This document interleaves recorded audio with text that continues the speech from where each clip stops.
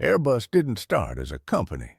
It started as a European alliance to take on American aviation giants. In 1970, France, Germany, and later the UK and Spain joined forces to create Airbus Industry, a bold experiment in European cooperation. Their first aircraft, the A300, flew in 1972. It was the world's first twin-engine wide-body, proving Europe could innovate just as boldly as Boeing. Airbus kept pushing. A320 introduced fly-by-wire to commercial aviation. A330 and A340 expanded long-haul capability.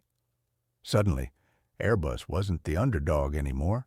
In 2005, Airbus launched the A380, the largest passenger jet ever built, a symbol of engineering ambition, even if the market shifted away from giant aircraft.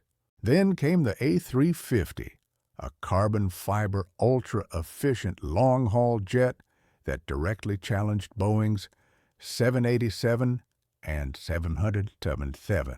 Today, Airbus builds everything from airliners to helicopters to space systems, and often trades the #1 spot with Boeing, from a European experiment to a global powerhouse.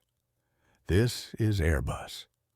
Subscribe for more.